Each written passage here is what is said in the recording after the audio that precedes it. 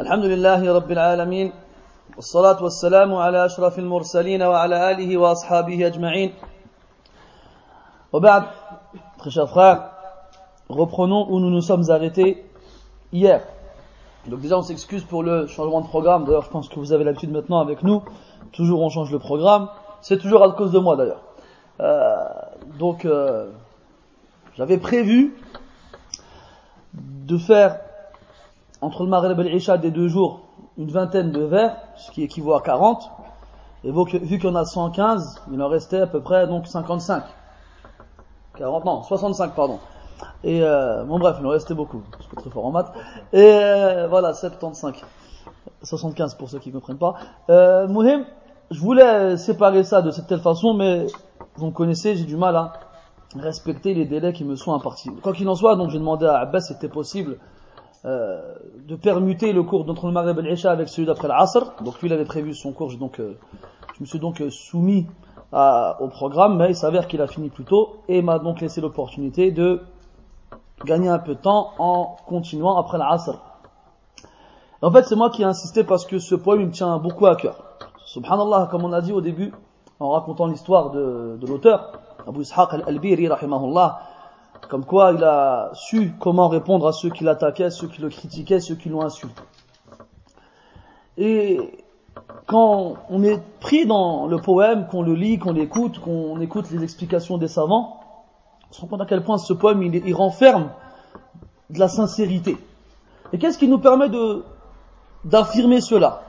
La sincérité, elle est dans les cœurs. Et le seul qui sait ce qu'il y a dans les cœurs, c'est Allah subhanahu wa ta'ala. Mais Allah tabaraka wa ta'ala nous donne des éléments nous permettant de reconnaître cette sincérité. Parmi ces éléments-là, c'est qu'Allah Ta'ala il donne à l'action une longue vie, plus longue encore que l'acteur. C'est-à-dire que après ta mort, cette action dans laquelle tu étais sincère, elle subsiste. Et Allah Ta'ala il fait en sorte que les gens en tirent profit longtemps après toi. C'est comme si tu étais vivant parmi eux, comme on va le voir très prochainement dans les vers qui arrivent, alors que toi, ton corps n'est plus parmi eux. Et subhanallah, les ulama, lorsqu'ils lisent ce poème et qu'ils voient à quel point il contient énormément de conseils très importants pour les musulmans, en particulier pour ceux qui veulent étudier, eh bien, ils imposaient à leurs élèves de l'apprendre. Et la forme dont le poème est, je veux dire, la forme de la composition, elle est tellement bien faite qu'elle est très facile à retenir, à défaut de l'apprendre. Et tu peux la retenir rien qu'en l'écoutant plusieurs fois. Alors si jamais tu passes un peu de temps à l'apprendre, tu verras à quel point elle sera facile à retenir. Surtout quand tu comprends le sens des vers. C'est pour ça que je m'encourage, ainsi qu'à vous-même, de vous procurer ce petit livre qu'on trouve dans les librairies islamiques, Moutoun Talib al-Ilm. Donc il y en a 5, il y a 5 petits exemplaires.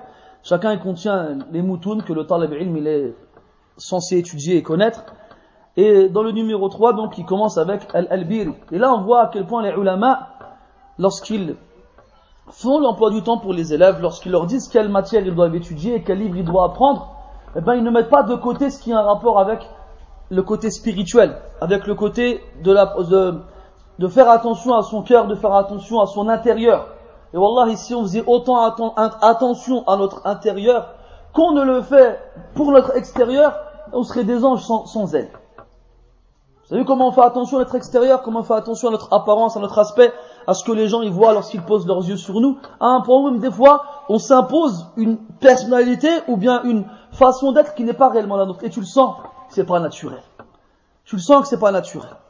Et il ne nous demande pas aux musulmans d'être des clones, une armée de robots qui sont tous pareils.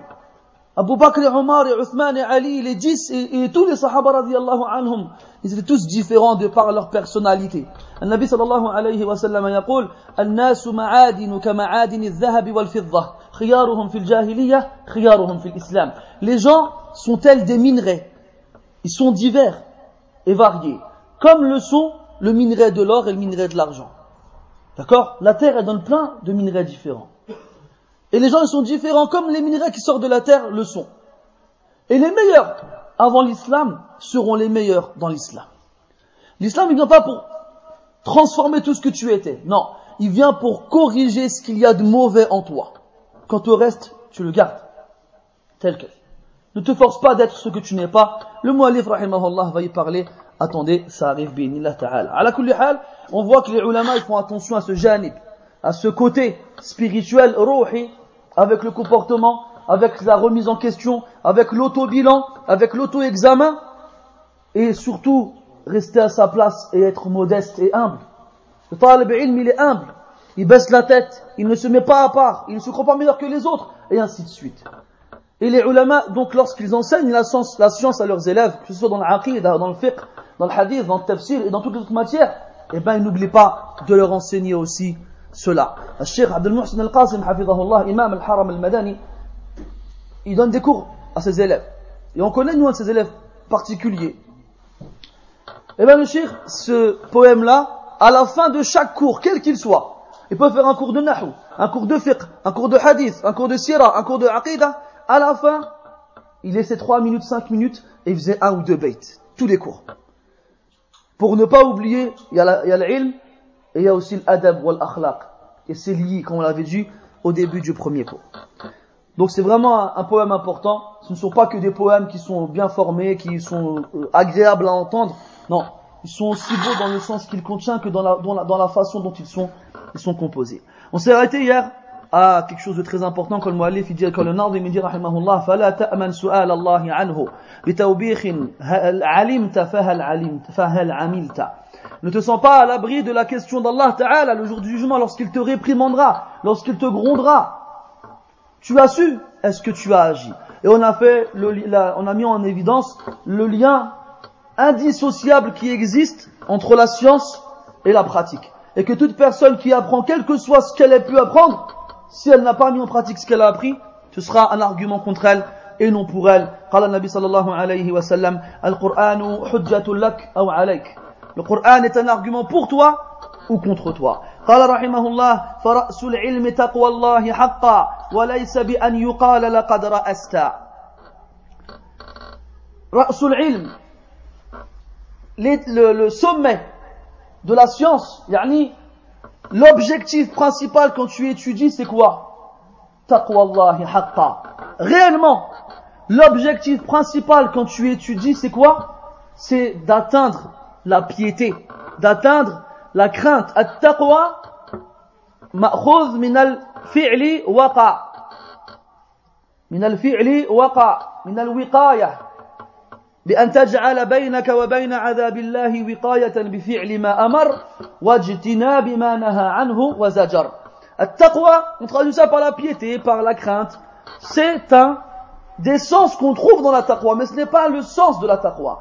La taqwa, si on voulait être fidèle au sens en arabe, on l'appellerait la protection. Pourquoi? Parce que la protection, la taqwa, c'est le fait de mettre entre toi et la colère d'Allah et son châtiment, une protection, un rempart, un édifice, une muraille. Comment tu vas la bâtir, cette muraille qui va te protéger du châtiment d'Allah? En exécutant les ordres d'Allah et en délaissant et en t'éloignant de tout ce qu'Allah il a interdit. C'est ça la taqwa. Fara'sul ilmi taqwa Allahi haqqa. L'objectif du talib al-ilm, quand on étudie la science, ce n'est pas que les gens disent de lui, laqad alimta, qui disent de lui, tu as certes appris, ou encore, laqad ra'asta, tu nous as devancé, asbahta karra'si bimanzilati lil jasad. Tu es telle la tête par rapport au corps, l'élément principal est supérieur. Non, ton but ne doit pas être les biens de ce bas monde, ou encore d'atteindre le sommet de l'échelle sociale. La principale intention, l'intention plutôt du talab al-ilm quand il étudie, c'est d'atteindre la piété. Car c'est par la piété qu'on est le plus noble auprès d'Allah subhanahu wa ta'ala. Qala azza wa jal, inna akramakum indallahi atqakum. Le plus noble auprès de vous, c'est celui qui craint le plus Allah jalla jalaluh. Et la piété, at-taqwa, quels sont ses principaux piliers? C'est al-ilmu nafi' wal-amalu salih. C'est la science utile. La science utile, celle qui te profite ici-bas, qui profite aux autres, et qui te profitera dans l'au-delà lorsque tu verras ce qu'Allah Ta'ala t'a mis de côté comme récompense. Et al-amal as-salih, l'action vertueuse, l'action pieuse. Et là on comprend que al-ri'asa al-haqiqiyya, yani la supériorité réelle, ce n'est pas d'être le président d'une démocratie, le roi d'un royaume, l'empereur d'un empire, ou bien le chef d'une tribu. Là, c'est d'avoir, par le biais de la science, atteint la piété. قال رحمه الله وأفضل ثوبك الإحسان لكن نرى ثوب الإساءة قد لبست. Il dit, le meilleur des vêtements, la bienfaisance est le meilleur des vêtements que tu puisses porter. Cependant, nous avons remarqué que tu lui as préféré celui de la méchanceté. Et là, le muallif, rahimahullah, il compare la bienfaisance, al-ihsan, كما جاء في الحديث, أن تعبد الله كأنك تراه, فإن لم تكن تراه, فإنه يراك. La bienfaisance, l'excellence consiste à adorer Allah comme si tu le voyais. Si tu n'y arrives pas, alors sache que lui, il te voit. Si tu ne le vois pas, alors lui, il te voit. Que tu aies l'engouement, l'envie d'adorer Allah Ta'ala à un point où c'est comme s'il était devant toi. Alors tout ce que tu sais qui va provoquer sa satisfaction, tu vas le faire. Sans qu'on ait à te pousser ou à t'attirer vers cela. Ce qu'on appelle ibadatu ar-raghba. Tu le fasses de toi-même. Si tu n'arrives pas à ce degré-là, alors adore Allah en sachant que lui, il te voit. En t'éloignant de tout ce qu'il a interdit et de tout ce qui provoque sa colère. Ce qu'on appelle ibadatu ar-rahba. Et regarde dans le Coran, une ishara pour que tu comprennes cette chose-là. Dans le Coran, dans le Fatiha, Allah tabaraka wa ta'ala il dit Alhamdulillahi Rabbil Alamin Ar-Rahmani Ar-Rahim Maliki Yawmiddin Iyyaka na'budu wa iyyaka nasta'in. Alhamdulillahi Rabbil Alamin, il n'y a pas de dhamir ici. Un pronom qui va exprimer al-mukhataba, yani le dialogue. Alhamdulillahi Rabbil Alamin. Que la louange entière soit à Allah, le Seigneur de l'univers. Car il est le seul à la mériter et à les avoir entièrement. Ar-Rahman Ar-Rahim. Le tout miséricordieux, le très miséricordieux. Pareil, il n'y a pas de pronom qui exprime le dialogue. Ce qu'on appelle al-mukhataba. Maliki Yawmiddin. Le Seigneur, le roi, le propriétaire du jour de la rétribution. Pareil, absence de pronom indiquant al-mukhataba, ce qu'on appelle en arabe al-ghaib, l'absent. Au 4e verset, qui est le pilier de la Fatiha, qu'est-ce qu'Allah Ta'ala dit? Iyyaka na'bud. Iyyaka, c'est toi qu'on adore. Et Iyyaka, c'est le pronom qui exprime le dialogue.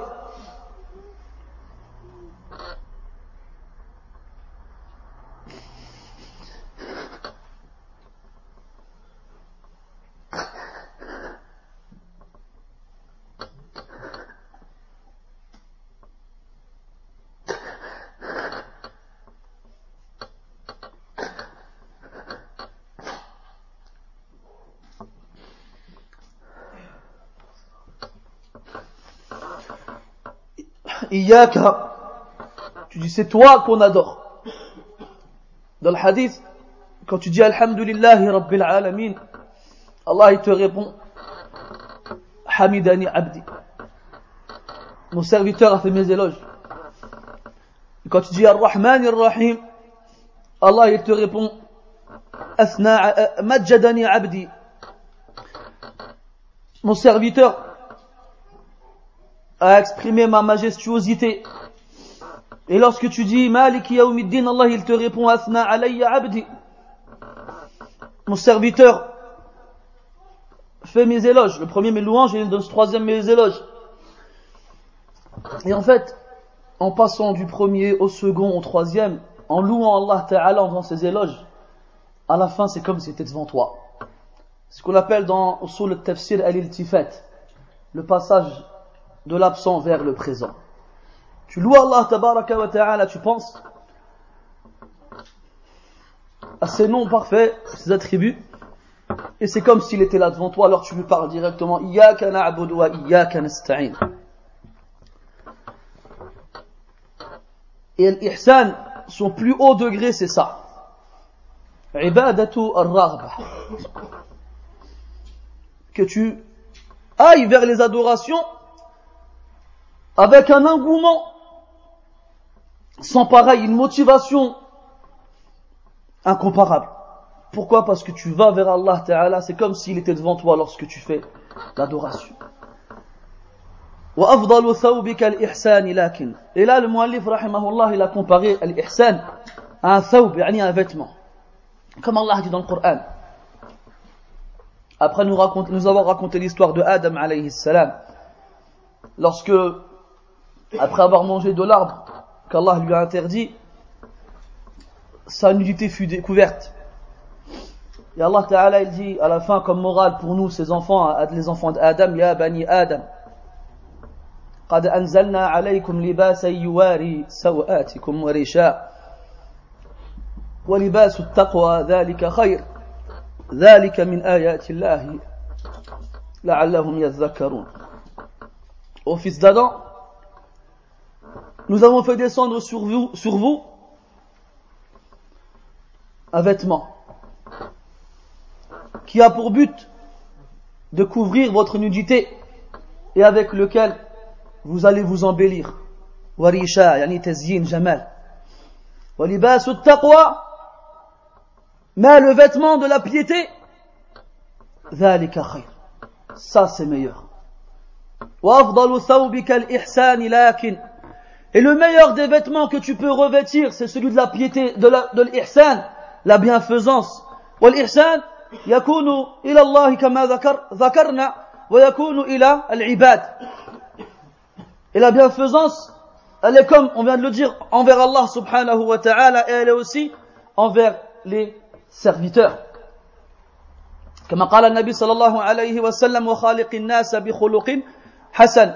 Et comporte-toi avec les gens de la meilleure façon. قال السلف الخلق الحسن هو بذل الندى وكف الأذى بذل الندى وكف الأذى وطلاقة الوجه. Il consiste, lorsque tu te comportes avec les gens, de leur donner ce que tu as de meilleur en toi, et de les épargner de ce que tu as de mauvais en toi, et de les accueillir avec un visage radieux et souriant. Walakin, et là c'est Al-Albiri, rahimahullah, qui fait la nasiha à cet homme qui a préféré l'attaquer, l'insulter, le critiquer. Restez toujours dans le contexte, la cause pour laquelle Al-Albiri, rahimahullah, il a écrit ce poème. Walakin nara thawb al-isa'ati qad labista. Nous avons remarqué que tu as revêti le vêtement de la méchanceté, al-isa'a, le contraire de l'ihsan, de la malveillance.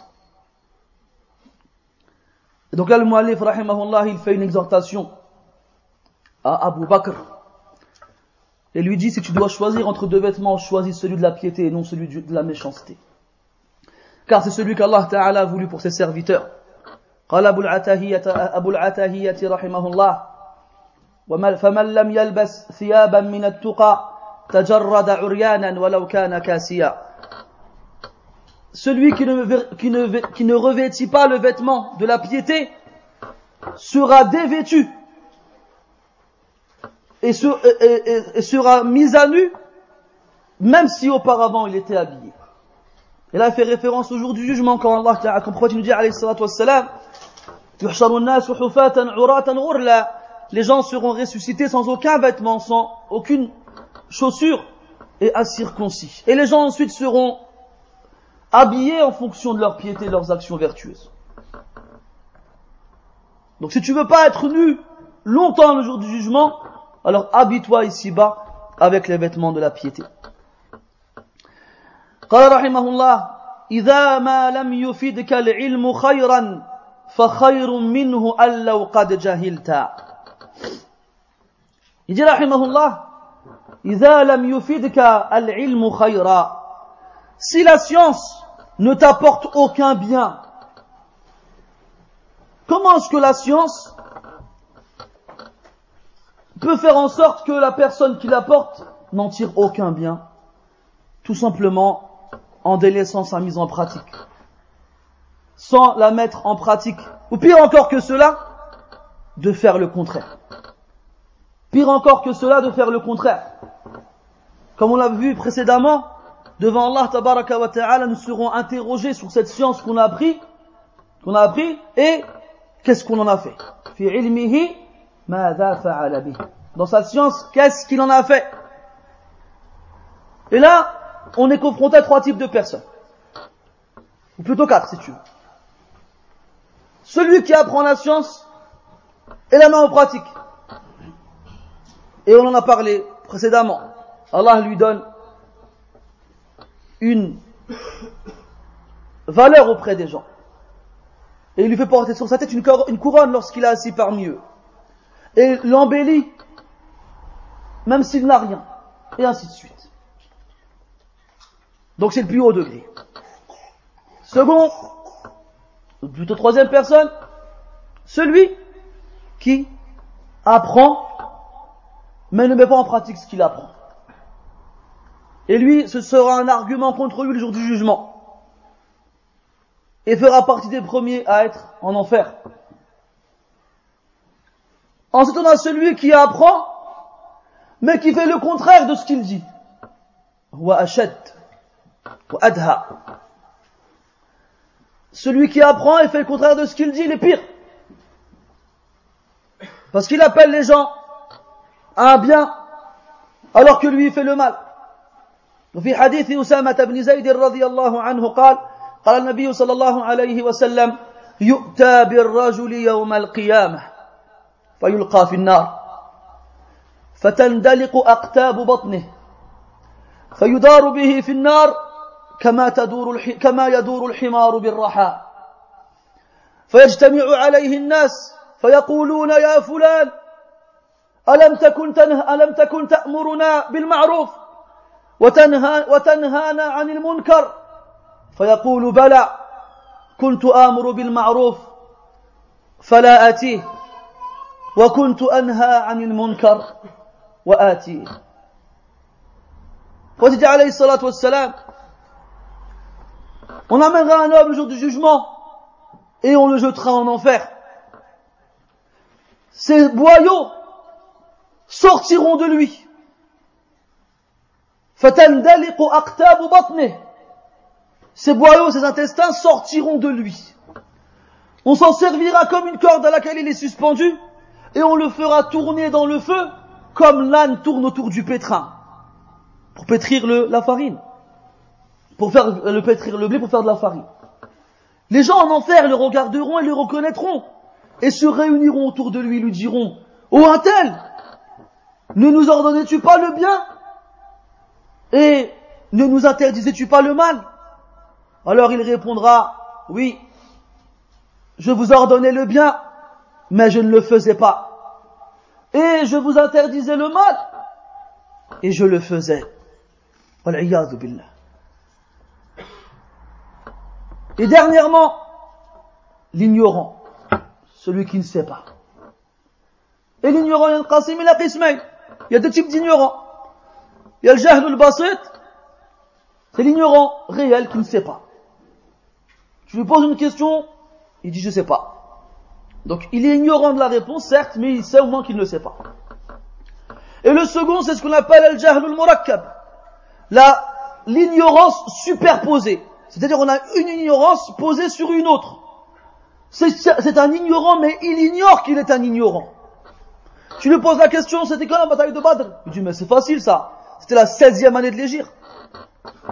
Alors c'était la 2e. Donc il ignore qu'il ignore, il a donc 2 ignorances. Et là le mu'allif dit quoi, rahimahullah? فَإِن لَمْ يُفِدْكَ الْعِلْمُ خَيْرًا أو إذا ما لم يفدك العلم خيرا فخير منه أن لو قد جهلت. Si jamais la science ne t'apporte aucun bien, alors il aurait été meilleur pour toi que tu sois un ignorant. Il aurait été meilleur pour toi que tu sois un ignorant. Est-ce qu'être ignorant c'est bien? C'est pas bien. Parce qu'on sait qu'avoir de la science est un moyen pour qu'Allah y t'élève. Allah prophète dit dans le hadith sallallahu alayhi wa sallam: "Man yuridillahu bihi khayra yufaqqihhu fi ad-din." Celui pour qui Allah y veut du bien, il l'instruit dans la religion. Donc forcément, c'est un bien. et que celui qui prend pas ce bien-là, il est inférieur à celui qui l'a pris, qu'on l'a pris bihaq, comme il se le devait. Donc être ignorant, ce n'est pas une bonne chose non plus. Mais c'est moins pire que de savoir et de ne pas tirer profit de cette science. Donc prends garde, ô toi qui espères étudier et apprendre. Prends garde à ce que cette science-là ne se retourne pas contre toi. Et surtout prends garde à ne pas la mettre en pratique. Allah dans le Coran il dit Ya ayyuhalladhina amanu lima taquluna ma la taf'alun kabura maqtan 'inda Allah an taqulu ma la taf'alun. Ô vous qui avez cru, pourquoi dites-vous ce que vous ne faites pas? C'est certes très détestable auprès d'Allah que de dire ce qu'on ne fait pas. Nas'alullah ta'ala al-afiyah. ثم قال رحمه الله ستجني من ثمار العجز جهلا وتصغر في العيون إذا كبرت. Là il continue dans l'évocation des mauvaises choses qui résident dans le fait de délaisser la science, ou plus précisément dans le fait de ne pas la mettre en pratique. Il dit ستجني من ثمار العجز جهلا. Jana yajni, ça veut dire cueillir. Tu cueilleras, plus précisément, on va essayer de parler en bon français, les fruits de ta passivité, les fruits de la passivité que tu cueilleras seront l'ignorance. Quand je dis passivité, c'est le fait d'être passif, de ne rien faire. T'as la science, mais tu fais rien avec. Anta ajiz. والعاجز في اللغة ضد القادر. Al-ajiz, en arabe, c'est l'incapable. C'est le contraire de celui qui peut. Donc tu es incapable de mettre en pratique ta science. C'est comme si tu plantais un arbre. Et les fruits que tu vas cueillir de cet arbre-là, ce sera l'ignorance. En gros, ce que tu vas récolter de ce que tu as semé, c'est l'ignorance. Si tu refuses de mettre en pratique ta science, alors sache que tu la perdras. Sache que tu la perdras. Allah dans le Coran il dit فَلَمَّا زَاغُوا أَزَاغَ اللَّهُ قُلُوبَهُمْ.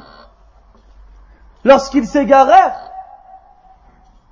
ou bien qu'ils montrèrent leur envie de ne plus être guidés, alors Allah Ta'ala les a égarés. Et Allah dit dans le Coran وَنُقَلِّبُ أَفْئِدَتَهُمْ وَأَبْصَارَهُمْ كَمَا لَمْ يُؤْمِنُوا بِهِ أَوَّلَ مَرَّةٍ وَنَذَرُهُمْ فِي طُغْيَانِهِمْ يَعْمَهُونَ. Et nous retournons leur cœur et leur vue conformément à l'absence de leur foi, à l'absence de la foi en eux la première fois, lorsque le message leur est parvenu qu'ils refusèrent d'y croire. وَنَذَرُهُمْ فِي طُغْيَانِهِمْ يَعْمَهُونَ. Et nous les laissons aveugles dans leur rébellion. وَالْجَزَاءُ مِنْ جِنْسِ الْعَمَلِ. Et la rétribution est conforme à la nature de l'action. C'est-à-dire, tu as refusé de mettre en pratique ta science, et alors on t'enlèvera la science. Tu ne mériteras pas de la conserver. Tu ne mériteras pas de la conserver. Pourquoi? Parce que la science, c'est noble. Et le cœur qui conservera la science doit être noble. Mais si il se rabaisse et s'humilie en délaissant la mise en pratique de la science, alors il ne mérite plus de la garder, on lui enlève. On lui enlève. Regardez dans la sunna, Nabi sallallahu alayhi wa sallam nous informe qu'à la fin des temps, Allah tabaraka wa ta'ala yarfa'u al-Qur'ana ilayh. Allah ta'ala, il élèvera le Qur'an vers lui. Il ne laissera plus le Coran sur terre. Pourquoi? Parce qu'il n'y aura plus personne pour lui donner son haqq. À la fin des temps, les gens ne liront plus le Coran. Ils le délaisseront. Et le Coran, c'est kalamullah, ashrafu kalam, a'zamu kalam, ahla kalam. C'est la parole d'Allah la plus noble, la plus grande et la plus exquise. Et si les gens ne méritent pas de garder le Coran en eux parce qu'ils l'ont délaissé, alors Allah Ta'ala il le reprend. قال الطحاوي رحمه الله في عقيدته القرآن كلام الله منه بدأ وإليه يعود. C'est de lui qu'il a commencé et c'est vers lui qu'il retournera في آخر الزمان عند ترك الناس له. À la fin des temps, lorsque les gens le délaisseront. Ils ne méritent pas que le Coran reste avec parmi eux, alors Allah il le reprendra. Et toi, si tu délaisses la science, tu ne mérites pas de la garder, alors Allah Ta'ala, il la reprendra. ستجني من ثمار العجز جهلا. Et le jahl, ya ahbabi, comme on l'a vu rapidement hier, elle a plusieurs aspects, l'ignorance. Ça ne consiste pas seulement à ignorer les choses, mais dans ton comportement, dans ta façon de parler ou d'agir, tu fais preuve d'ignorance. On a fait référence hier au fait de se moquer des autres. C'est du jahl. Allah dit, dans l'histoire de Moussa, Inna Allah ya'murukum an tadhbahu baqarah, qalu wa tattakhiduna huzwa, qala a'udhu billah an akuna min al-jahilin. Se moquer des gens, c'est du jahl. Et dans Surat Yusuf, quand Yusuf alayhi salam, une seconde fois, il est appelé par la femme de l'Aziz, afin qu'il commette la turpitude avec elle.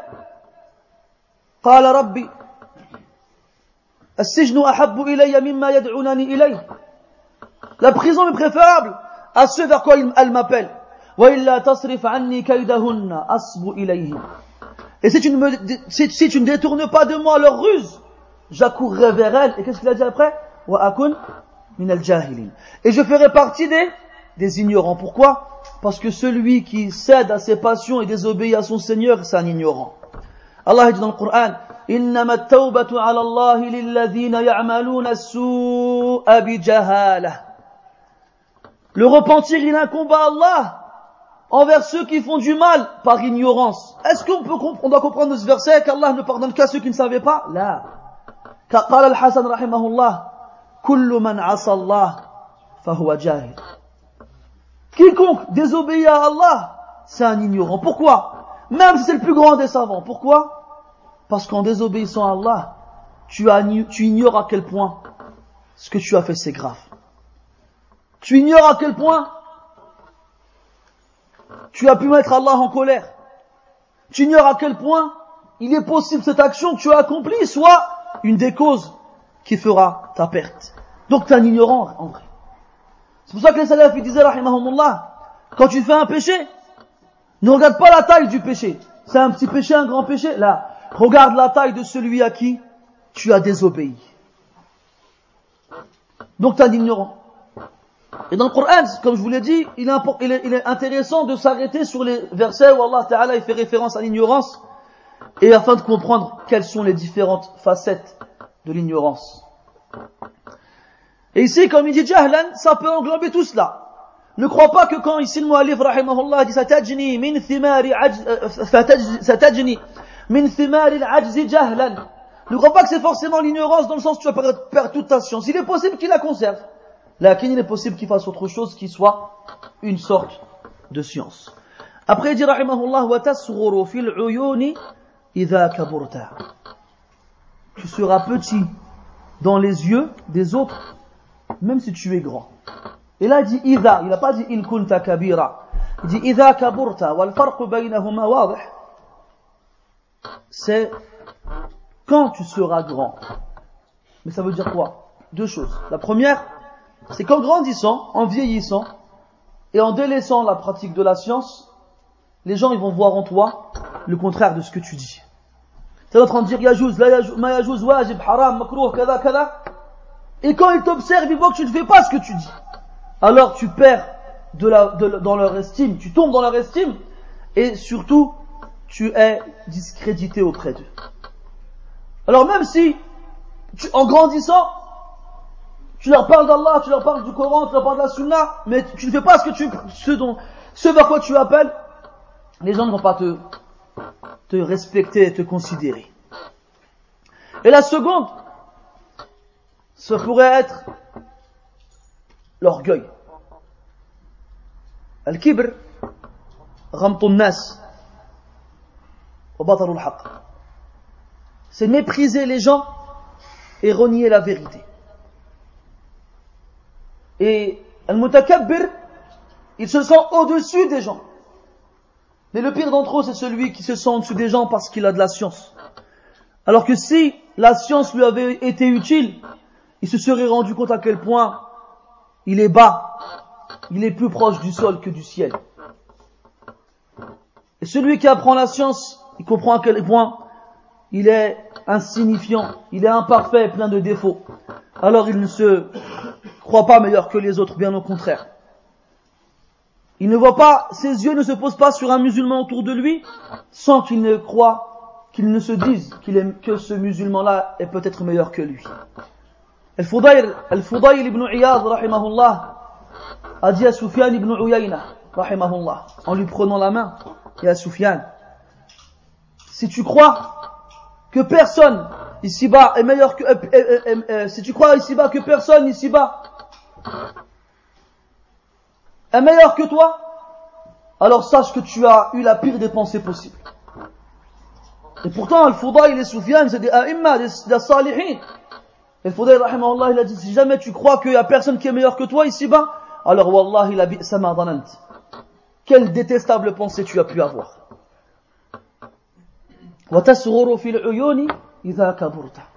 En grandissant, tu ne feras que diminuer et rapetisser dans les yeux des autres.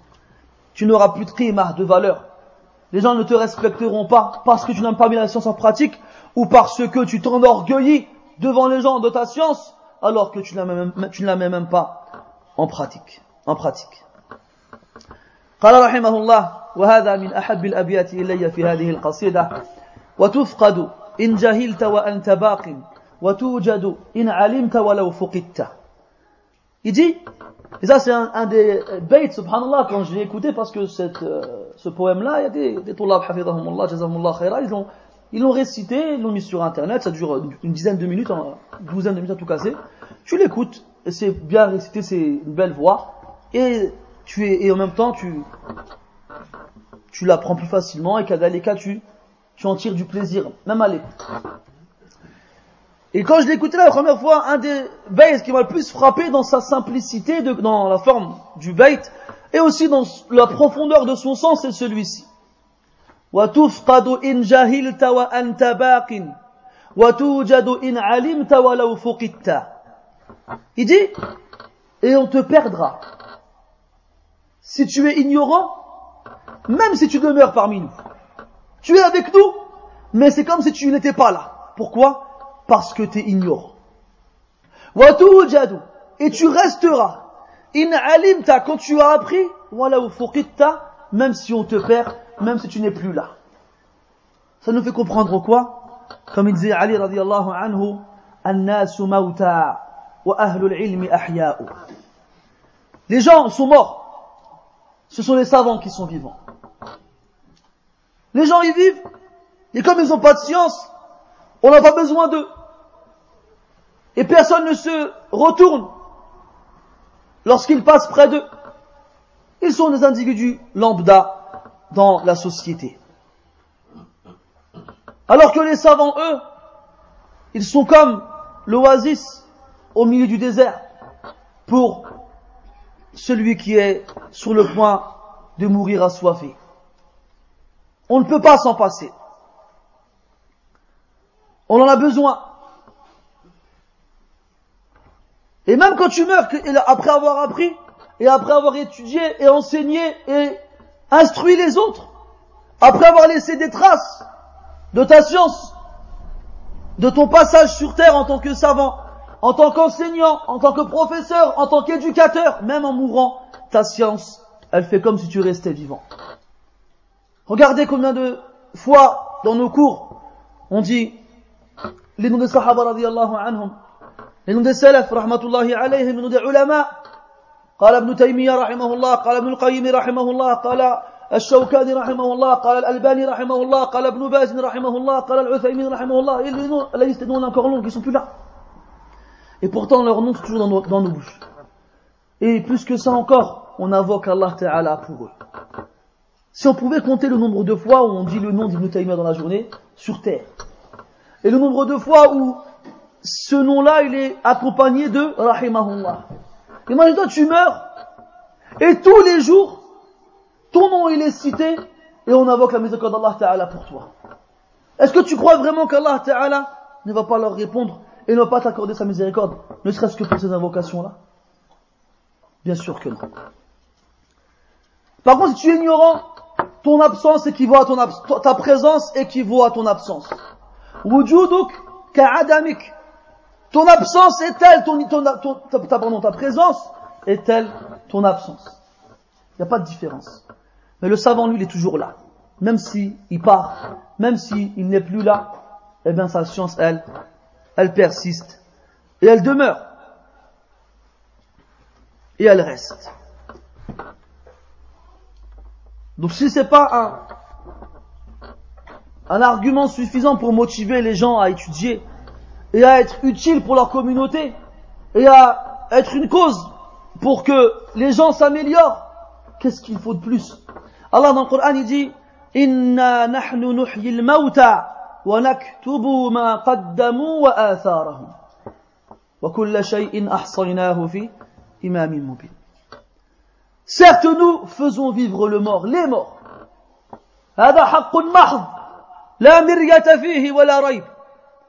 C'est une réalité absolue. Comme tu es certain et convaincu que tu es venu au monde, sache et sois certain et convaincu que Allah Ta'ala te ressuscitera. Car Allah il rend la vie aux morts. Et comme Allah, tu dois avoir cette certitude qui va rendre la vie aux morts, alors sois sûr qu'Allah Ta'ala, il écrit les actions des serviteurs.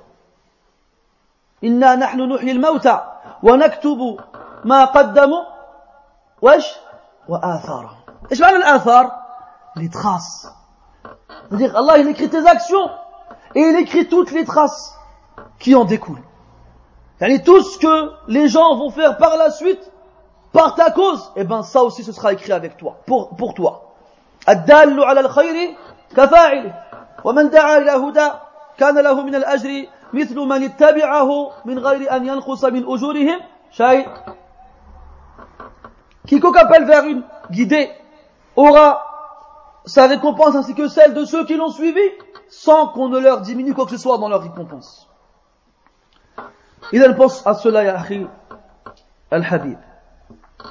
قال رحمه الله وتذكر قولتي لك بعد حين إذا حقا بها يوما عملتا.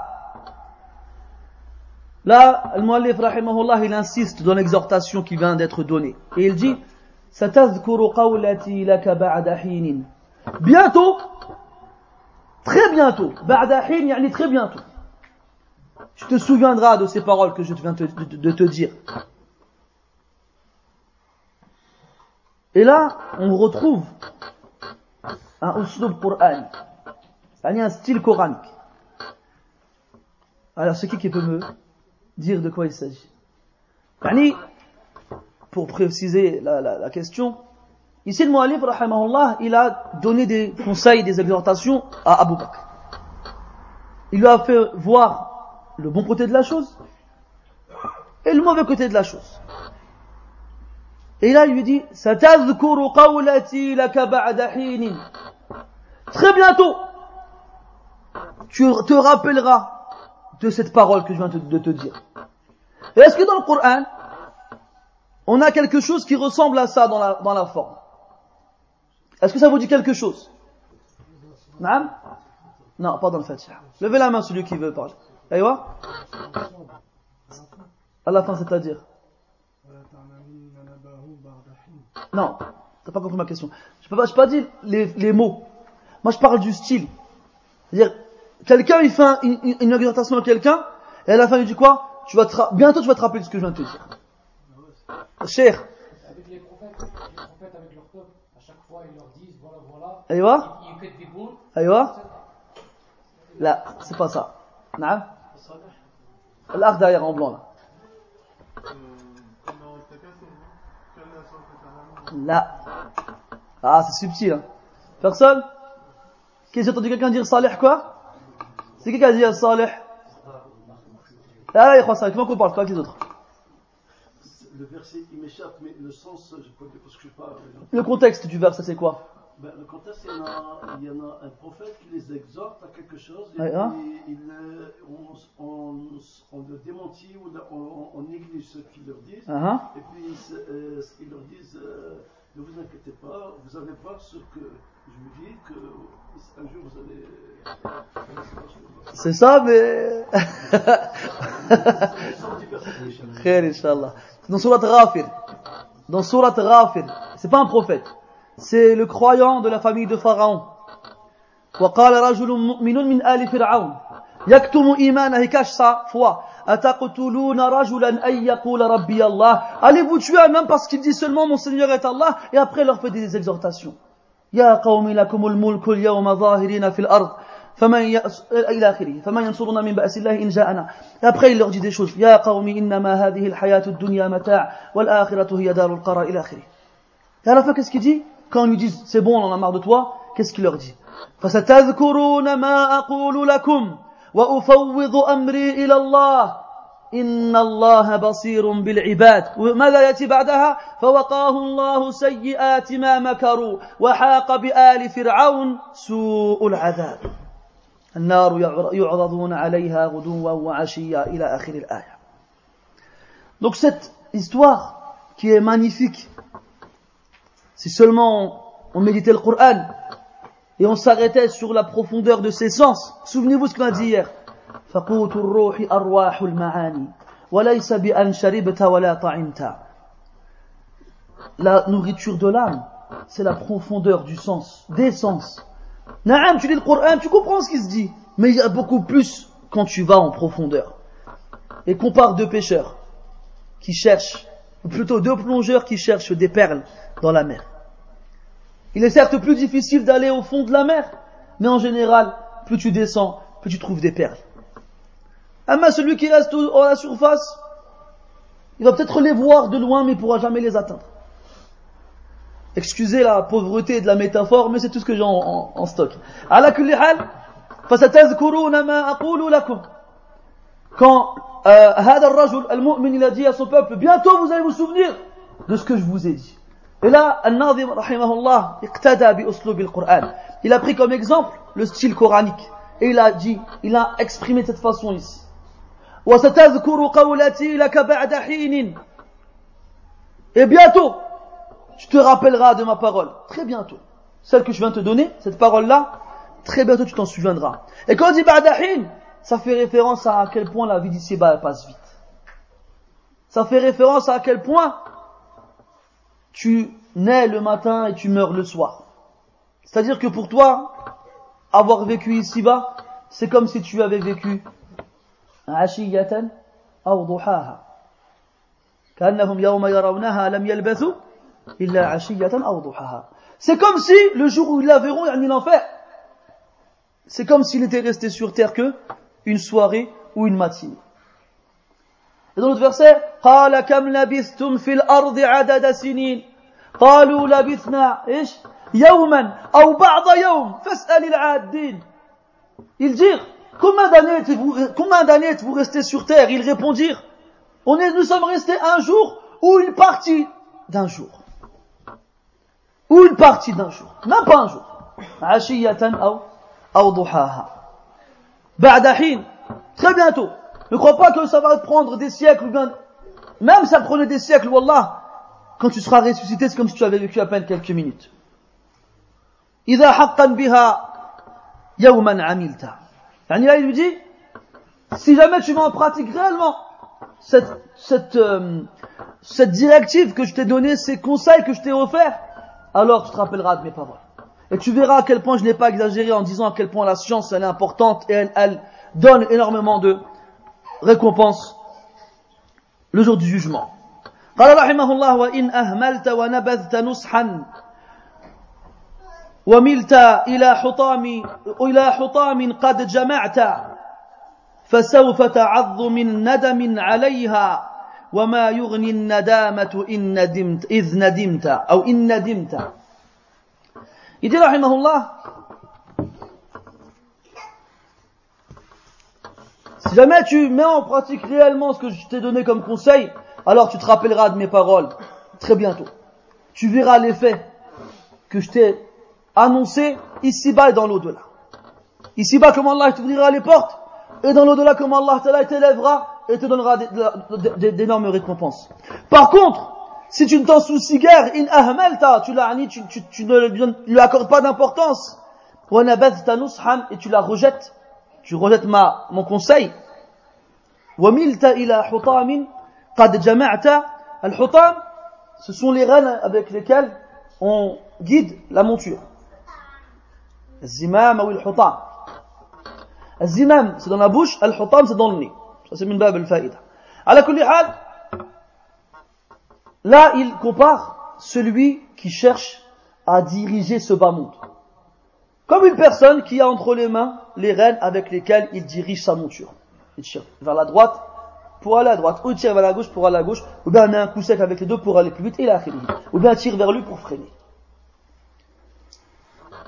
Si jamais tu délaisses ces conseils que je t'ai donnés, et les rejettes, et tu préfères pencher vers la responsabilité, vers l'autorité, vers les plus hauts degrés de l'échelle sociale, et donc tu délaisses la science,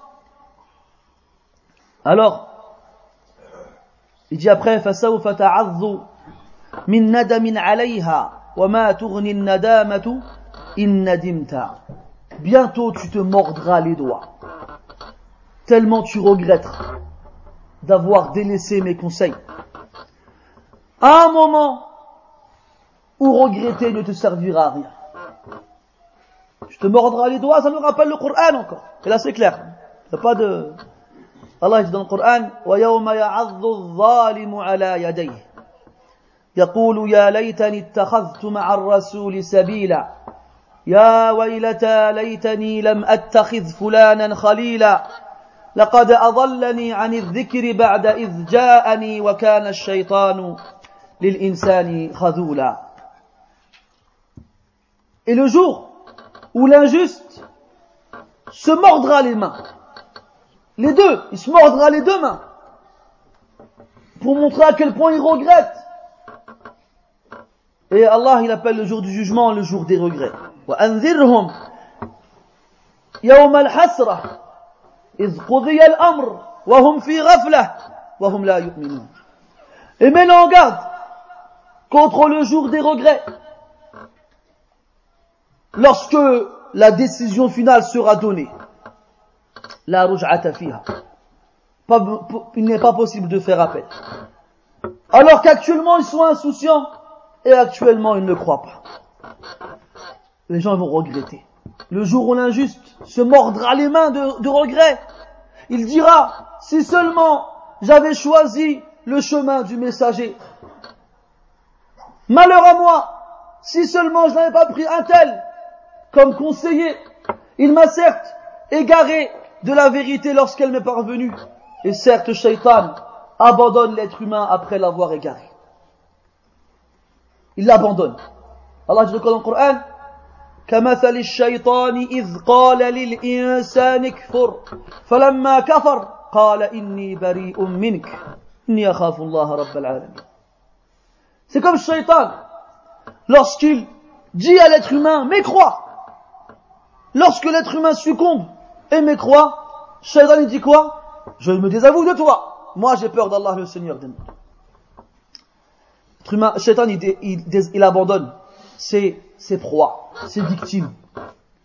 Il te promet plein de choses, alors qu'il ne te les offrira jamais. Il t'abandonnera dès que l'occasion sera présentée et dès qu'il aura rempli sa mission.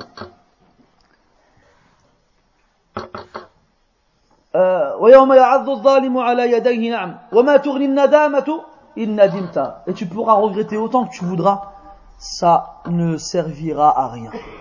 Tu veux que tes regrets te soient utiles et profitables, regrette aujourd'hui. Quand tu es tout seul chez toi, quand il n'y a pas d'œil autour de toi qui t'observe ou te regarde, en dehors d'Allah subhanahu wa ta'ala, qui rien n'est caché, pense à tes péchés. Pense à tes péchés, à tes manquements vis-à-vis d'Allah subhanahu wa ta'ala. Et regrette amèrement ce manque de respect vis-à-vis d'Allah subhanahu wa ta'ala. Laisse tes larmes couler sur tes joues et mords-toi les mains maintenant et prends l'initiative de ne pas recommencer et de t'améliorer. Là, bi'idnillah ta'ala, ce regret te sera profitable. Mais quand on t'a passé sa vie à s'amuser et à jouer, jusqu'au jour du jugement où tu vois, avec les yeux de la vérité, la réalité, tu pourras autant de fois que tu le veux regretter, wallahi, ça ne te sera d'aucune utilité. قال رحمه الله إذا أبصرت صحبك في سماء قد ارتفعوا عليك وقد سفلت فراجعها ودع عنك الهوينا فما بالبطء تدرك ما طلبت. Et là il précise dans quel cas tu vas, plus précisément pourquoi tu vas regretter. Et là on peut dire par rapport à ce qui a été dit tout à l'heure qu'il s'agit du fait de regretter le fait de ne pas avoir pris en considération les conseils donnés par Al-Biri qui portent sur la science. Et quand tu arriveras devant Allah après l'avoir rejeté ce conseil-là et donc n'avoir pas mis en pratique ta science, tu regretteras. Mais comment réellement? Il dit إذا أبصرت صحبك في سماء قد ارتفعوا عليك وقد سفلت. Lorsque tu verras tes camarades s'élever dans un ciel au-dessus de toi et toi tu seras tout en bas. Ça fait référence à l'élévation d'Allah tabaraka wa ta'ala, lorsqu'Allah plutôt Allah tabaraka wa ta'ala élèvera les gens qui ont de la science au-dessus des autres le jour du jugement. Ça nous fait penser au hadith dans lequel le prophète dit alayhi salatu wassalam yuqalu li sahibil Qur'an iqra wartaqi ورتل كما كنت ترتل في الدنيا فإن منزلتك عند آخر آية تقرأها. Prophète alayhi salatu wassalam, on dira à sahibul Qur'an. Et quand on dit sahibul Qur'an, c'est le compagnon du Qur'an. C'est celui avec qui le Qur'an est toujours. S'il ne l'a pas dans les mains en train de le lire, tu vois ses lèvres bouger car il est en train de le réciter. On lui dira, lis et élève-toi. Et récite comme tu récitais ici-bas. Car certes ta place au paradis sera déterminée en fonction du dernier verset que tu réciteras. Imagine-toi, le jour du jugement, quand tu étais à la mosquée, tu assistais au cours, et tu entendais qu'il y avait des cours de Coran qui allaient être donnés ou d'autres, et que tes amis que tu côtoies, qui eux sont restés et ont tiré profit, et ont étudié, et ont étudié, et toi tu es parti, et le jour du jugement tu les verras. Imagine-toi, juste essaye d'imaginer. Tout le monde sur la même terre. Tout le monde au même degré. La balance qui est là pour peser les actions. Et Allah Ta'ala il dit aux gens du paradis, allez au paradis. Et aux gens de l'enfer, allez en enfer. Et lorsque les gens du paradis s'apprêtent à aller au paradis, leur dit, attendez, récitez le Coran. Et vous vous arrêterez là, vous arrêterez de réciter. Et là, t'es comme ça, et tu les vois tous s'élever. Ah, il s'élève haut. L'autre, il s'élève à côté. Tout le monde. Ah, je dois connaître avec moi lui. Et lui aussi, et lui aussi. Et tous, ils s'élèvent. Et toi, tu restes en bas. Quel regret tu vas éprouver ce jour-là. Tu vas te dire, mais pourquoi je suis pas resté avec eux à apprendre? Pourquoi quand ils révisaient ensemble, je me suis pas assis avec eux? Pourquoi quand ils apprenaient en se concurrençant, je ne suis pas rentré moi aussi dans la concurrence? Et là, tu regretteras. Car tu resteras en bas et eux te dépasseront de haut. Et même si tu avances avec un groupe et que tu vois qu'ils vont plus vite que toi dans l'apprentissage ou bien dans leur évolution, ne désespère pas. Parce que par Allah, tant que tu fais des efforts pour Allah, eh ben Allah Ta'ala il te guidera et t'apportera la réussite. Allah dit dans le Coran, وَالَّذِينَ جَاهَدُوا فِينَا لَنَهْدِيَنَّهُمْ سُبُلَنَا. Quant à ceux qui fournissent leurs efforts en nous, pour nous, certes, nous les guiderons vers nos chemins. Tous les chemins du bien, tous les chemins qui amènent vers la félicité. Donc plutôt que d'attendre, de regretter ce jour-là, un moment où le regret ne servira à rien, plutôt que d'attendre de remplir ta bouche avec tes doigts en les mordant, en te disant pourquoi je suis pas resté avec eux, c'est maintenant qu'il faut réfléchir. Il a dit, rahimahullah, فراجعها ودع عنك الهوينا فما بالبطء تدرك ما طلبت. فراجعها أي راجع نفسك. Reprends-toi. Réexamine-toi. Juge-toi. Et délaisse la lenteur. Al-Huwayna, yani al-Butr. Allez doucement. Oh, tranquille, on a le temps. Alors dans le Coran, quand il parle des a'mal salihah, il dit dépêchez-vous. Précipitez-vous. Il a dit subhanah, وَسَارِعُوا إِلَى مَغْفِرَةٍ مِّن رَبِّكُمْ وَجَنَّةٍ. Et accourez vers le pardon de votre Seigneur et le paradis. Et il a dit subhanah, سَابِقُوا إِلَى مَغْفِرَةٍ مِّن رَبِّكُمْ. Devancez-vous vers le pardon de votre Seigneur et son paradis.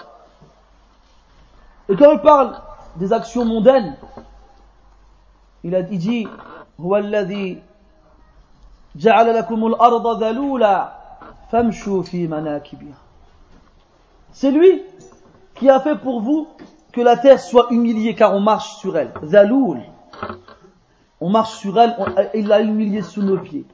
Famshu fi manakibiha. Marchez alors dans ces sentiers. Ne courez pas. Pourquoi? Wa kulu min rizqi. Et mangez de ses subsistances. Ne te précipite pas pour rechercher la subsistance ou bien pour obtenir un bien des biens de ce bas monde. Ne te précipite pas. Vas-y doucement. Et sache que quoi que tu fasses, tu n'auras jamais plus que ce qu'Allah t'a écrit. Amma quand il s'agit des actions de l'au-delà, alors cours et sois le premier. Cours, précipite-toi et sois le premier. فراجعها ودع عنك الهوينا فما بالبطء تدرك ما طلبت. Ce n'est pas en étant lent, en prenant ton temps, que tu obtiendras ce que tu convoites. Ce n'est pas en prenant ton temps que tu obtiendras ce que tu désires. Mais vas-y vite. Et sois sérieux. Et applique-toi à la tâche. Souviens-toi quand Allah Ta'ala il a dit à Yahya alayhi salam, Ya Yahya khudhi al-kitaba biquwwah. Saisis le livre avec force. Cramponne-toi à lui. Wa'tasimu bihablillahi jami'a. Idhan, le temps il passe, il ne s'arrête pas. Et il ne t'attend pas. Alors ne le gaspille pas. Et précipite-toi. Et dis-toi que chaque jour qui passe peut être le dernier. Alors vis-le comme si c'était le dernier. Imagine-toi demain, un ange il vient te voir, il te dit, Akhi, ce soir, je vais prendre ton âme. Et il part. Comment tu vas passer cette journée, billah alek? Tu vas faire un rousse, te parfumer, prendre le Coran, faire la prière, rester en soujoud, faire tawbah, pleurer, te déchirer le cœur de regret, en espérant à tout prix qu'Allah Ta'ala te pardonne. Mais qu'est-ce qui te dit toi que c'est pas ce soir que tu vas mourir? Pourquoi t'agis pas ainsi dès maintenant? Pourquoi tu cours pas vers les actions vertueuses qui feront qu'Allah Tabaraka wa Ta'ala t'accordera sa miséricorde? قال رحمه الله ولا تختل بمالك واله عنه فليس المال إلا ما علمت. Et là le muallif rahimahullah il passe à la différence que l'on trouve entre la fortune, les biens terrestres et la science. Et pour bien comprendre à quel point il n'y a aucune comparaison entre ces deux éléments-là, il va te montrer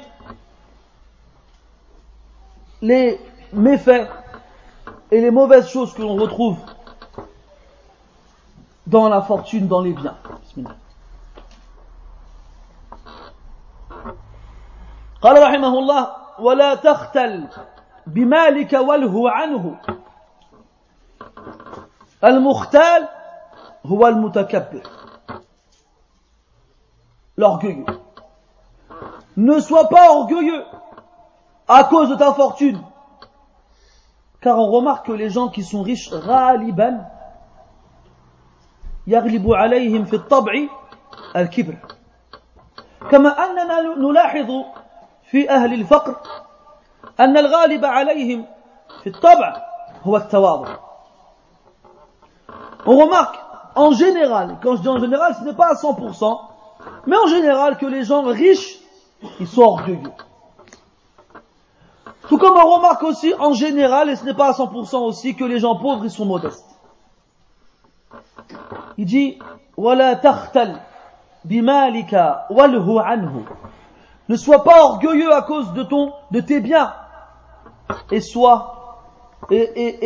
délaisse-le. Et alors dans le Coran, il fait référence au fait de délaisser la chose. Et al-lahu, c'est se distraire d'une chose. De quoi te distrais-tu? De ce qui n'a pas d'importance pour toi. Donc il ne faut pas que l'argent ait de l'importance pour toi. Walhu anhu. Allah dit quoi dans le Coran? Alhaakum at-takathur. Alhaakum at-takathur. La surenchère vous a distrait. Le but et le fait de vouloir toujours en avoir plus vous fait oublier le reste. قال النبي صلى الله عليه وسلم يقول ابن آدم مالي مالي مالي مالي mes biens وليس لك من المال إلا ما أكلت فأفنيت. Et qu'est-ce que tu gardes de tes biens si ce n'est ce que tu manges et perds. يقول أيضا عليه الصلاة والسلام لو كان لابن آدم واد من ذهب لتمنى أن يكون له ثانية أو ثاني ولو كان له واديان لتمنى أن يكون له ثالث ولا يملأ بطن ابن آدم إلا التراب ويتوب الله على من تاب.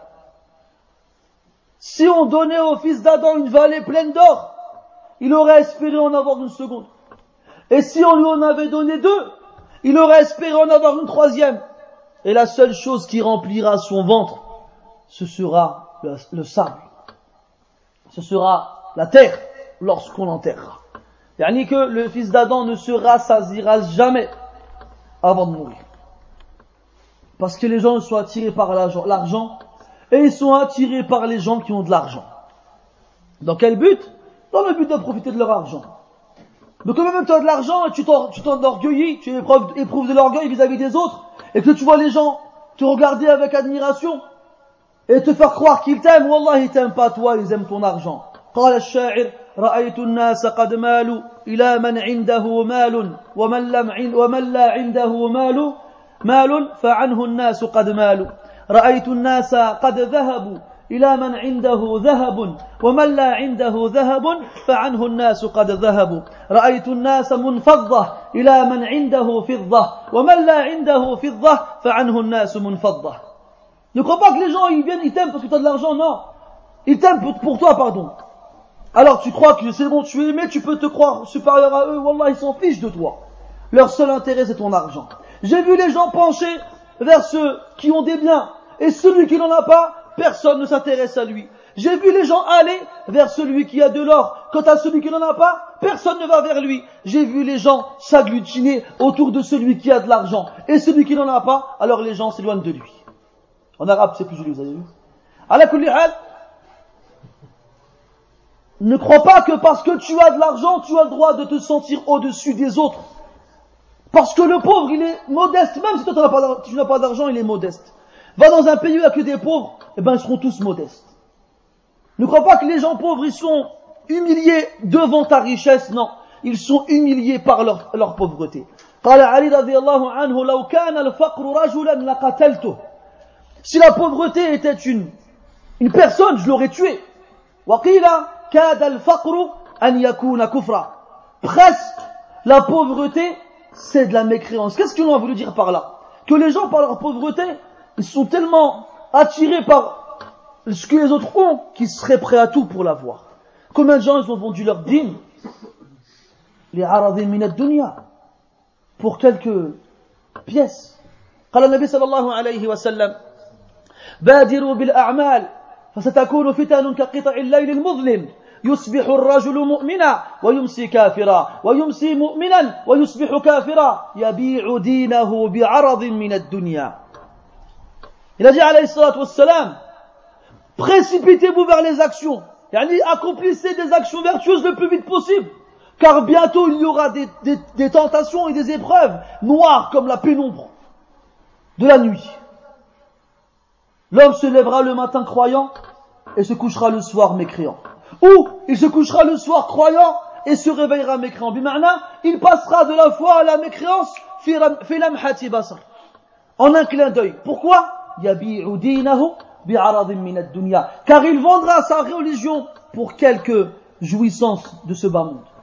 بعرض من الدنيا وله عنه قال تعالى يا أيها الذين آمنوا لا تلهكم أموالكم ولا أولادكم عن ذكر الله ومن يفعل ذلك فأولئك هم الخاسرون.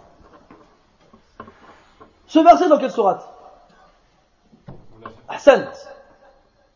Allah dans le Coran il a nommé une sourate Al-Munafiqun et il a nommé une sourate Al-Mu'minun. Et dans Surat al-Mu'minun, Allah Ta'ala, il donne les caractéristiques des croyants. قَدْ أَفْلَحَ الْمُؤْمِنُونَ الَّذِينَ هُمْ فِي صَلَاتِهِمْ خَاشِعُونَ إلى آخره. Et dans le munafiqun, Allah Ta'ala parle des munafiqun. إِذَا جَاءَكَ الْمُنَافِقُونَ قَالُوا نَشْهَدُ إِنَّكَ لَرَسُولُ اللَّهِ إلى آخره. وإذا رأيتهم تعجبك أجسامهم وإن يقولوا تسمع لقولهم كأنهم خشب مسندة إلى آخره. Parle des munafiqun. Et à la fin de Surat al-Munafiqun, Allah Ta'ala, il parle de quoi? Il dit يا أيها الذين آمنوا لا تلهكم أموالكم ولا أولادكم عن ذكر الله. Oh vous qui avez cru que vos biens et vos enfants ne vous distraient pas du rappel d'Allah. C'est quoi le rapport entre une sourate qui parle des hypocrites du début jusqu'à ce verset-là et ce verset-là?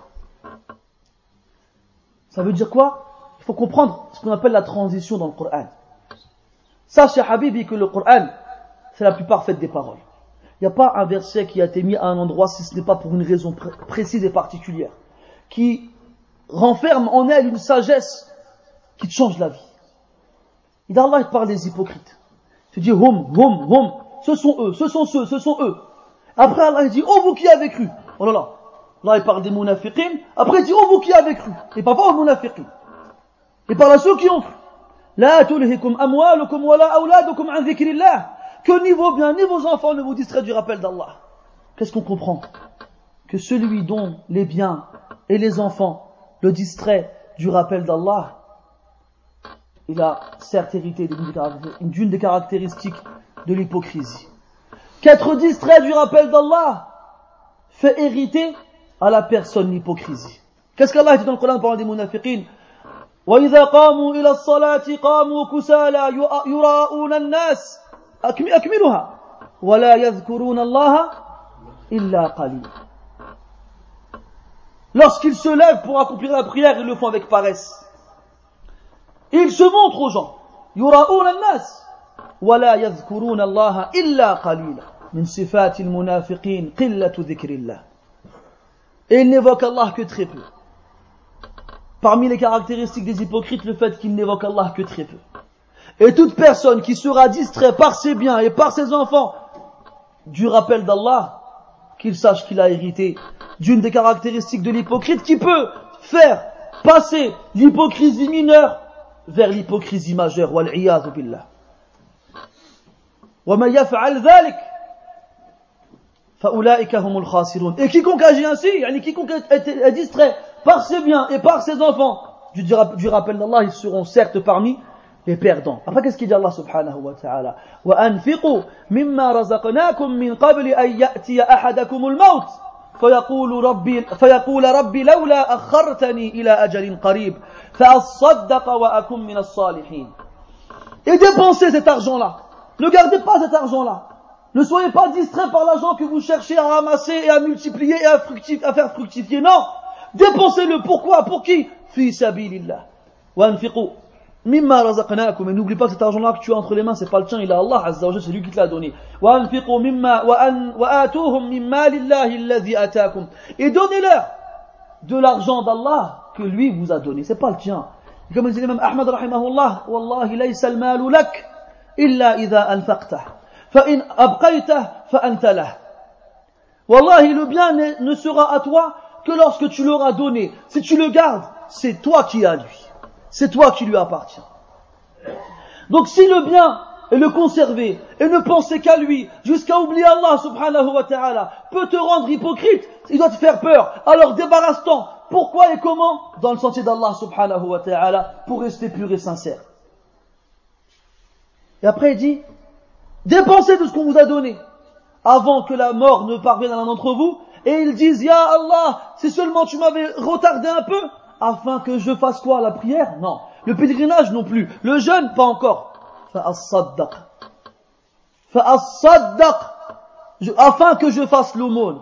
Yani l'action que le croyant désirera refaire, ou plutôt accomplir après la mort, lorsqu'il verra sa réalité, c'est de faire l'aumône. Donc le bien ne le garde pas. Et ne crois pas que c'est le bien et l'argent qui va t'élever au-dessus des gens. Au contraire, elle ne fera que te rabaisser. La seule fortune que tu peux acquérir, la seule fortune que tu peux regrouper et réunir, c'est la science. C'est la science. C'est un trésor, comme on l'avait dit précédemment.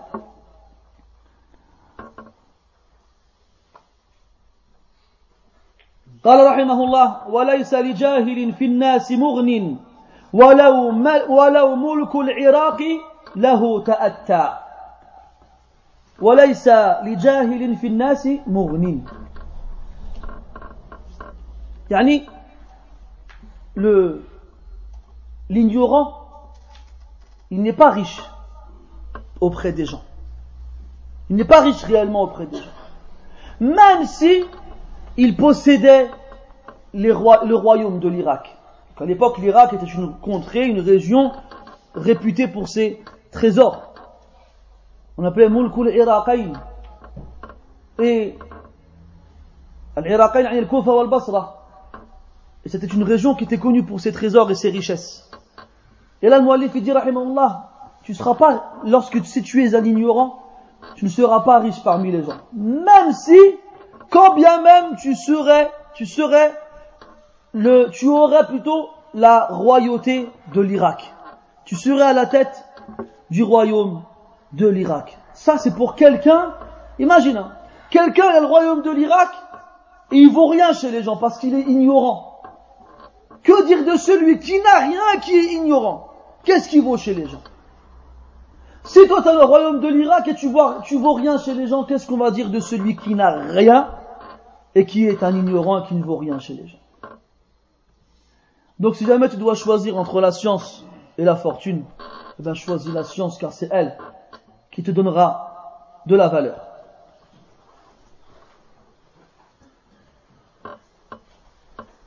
قال رحمه الله سينطق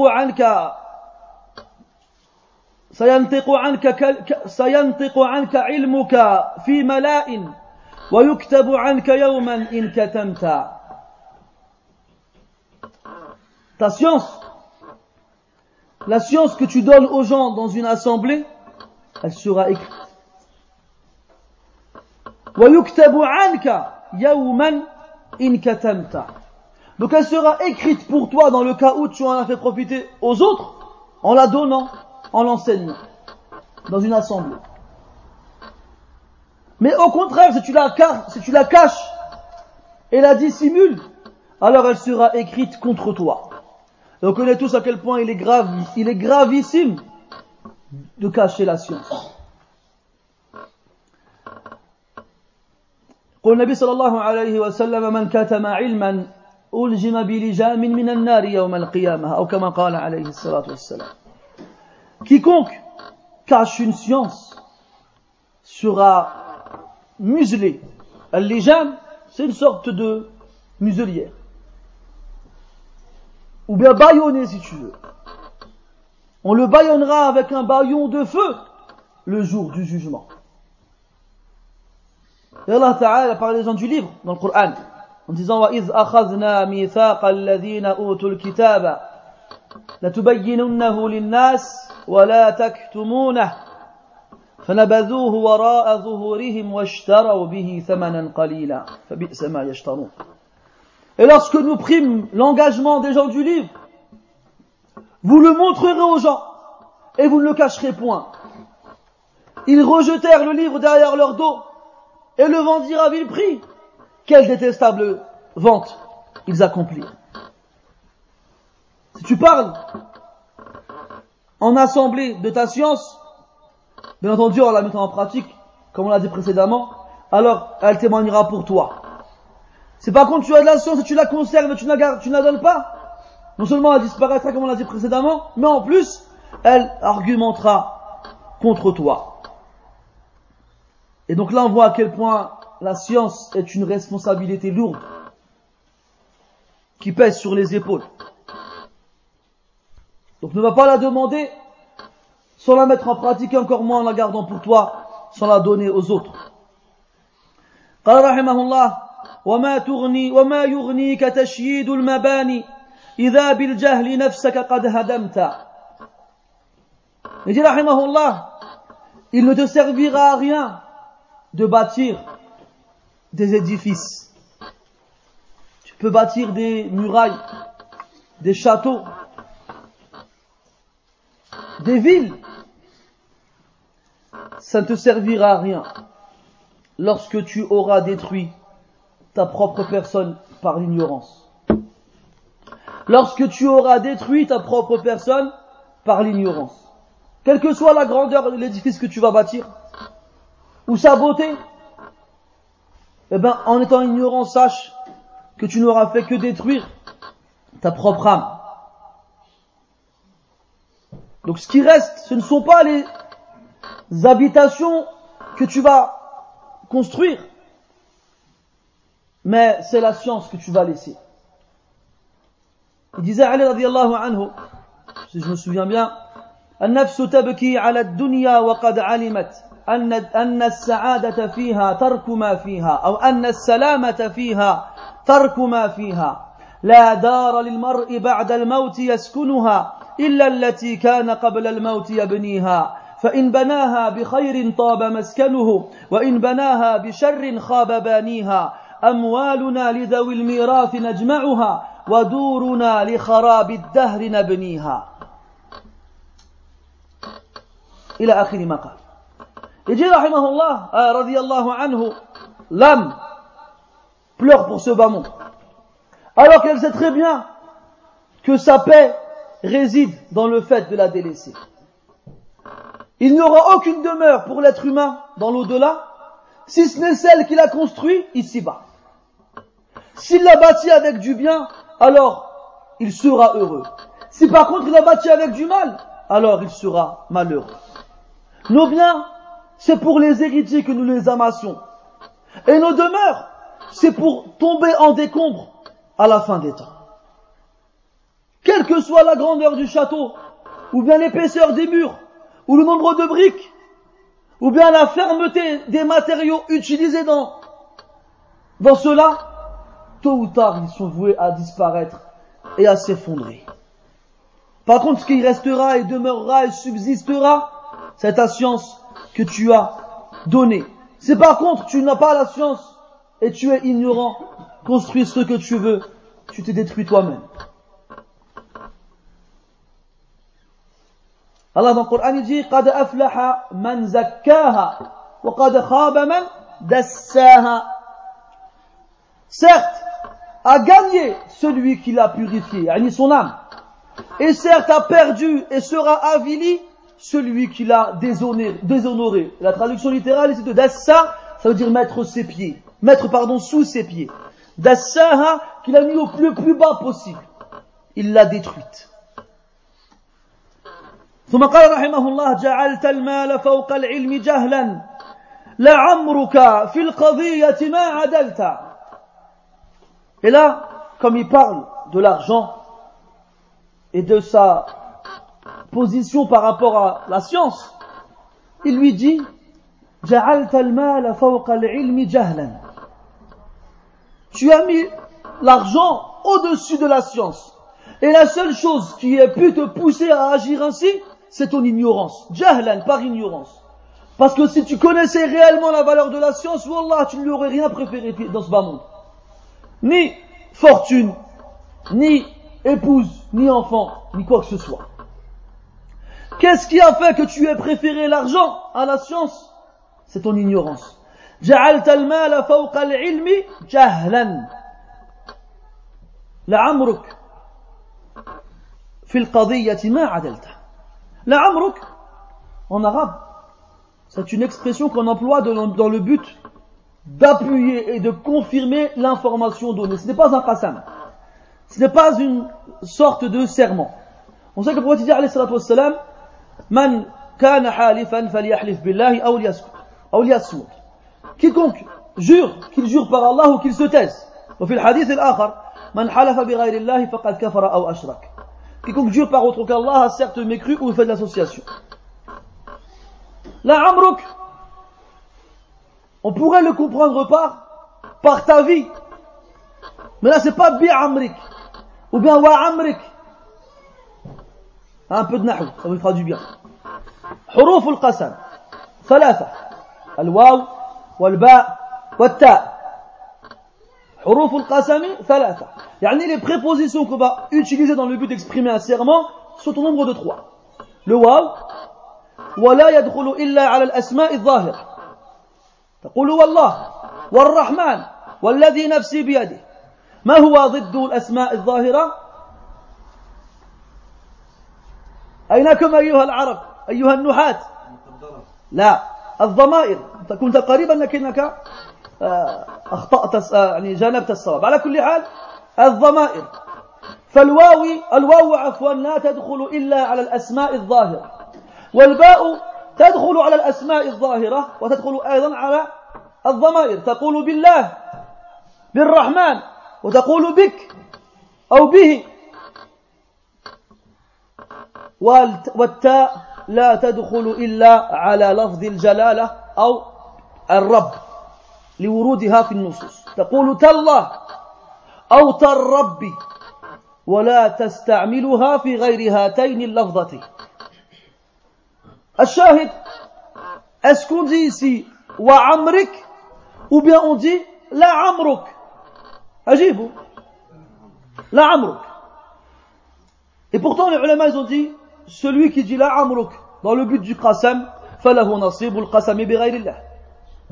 Celui qui dit la amruk dans le but de jurer, c'est comme s'il avait juré par autre qu'Allah, même s'il n'a pas employé huruf al-qasam. Mais s'il le dit comme les Arabes le disaient, dans le but d'appuyer la phrase, une confirmation de la chose, alors la ba'sa bisti'maliha, même si certains savants voyaient qu'il était préférable de ne pas l'utiliser. قد ورد عن عائشة رضي الله عنها أنها قالته لا عمرك وهذا وارد في كلام العرب قبل الإسلام وبعده. Et ça on le retrouve dans la parole des Arabes avant l'islam et après. لا عمرك في القضية ما عدلت. Après, ne traduit pas la amruk, ça n'existe pas en français. Des fois, on fait tout notre possible pour essayer d'apporter un équivalent en français, mais des fois, ce n'est pas possible, ça n'existe pas. Ce ne sont pas des expressions ou des paroles qui ont un équivalent en français. Donc, laissons-nous de côté. Ala kulli hal, la amruk, c'est un tarkib, une composition qui a pour but d'exprimer la confirmation de la chose. La amruk,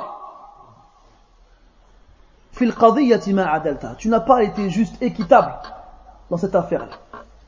Le fait de mettre la science en dessous de l'argent, wallahi, ce n'est pas juste. Celui qui va préférer l'argent à la science n'a pas été équitable. Il n'a pas été juste. Donc fais attention à ne pas être injuste dans ce que tu préfères, ici-bas, la science ou les biens de ce bas monde.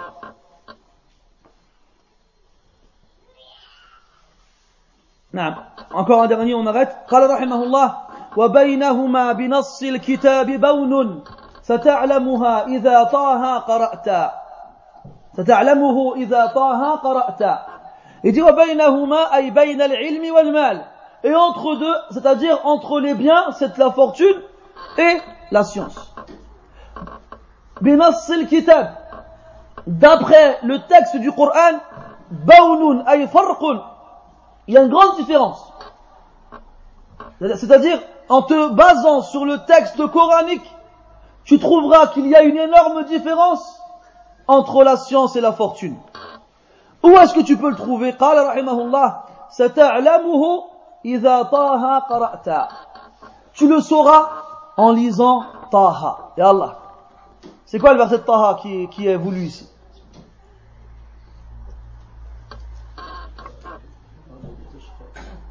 لا. أينكم يا حفاظ القرآن؟ Où êtes-vous? Oh, vous qui avez appris le Coran. تفضل. لا. نحن نشير إلى أهمية العلم. ففكر في سورة طه آية في آية يشار إليها بالعلم. قل.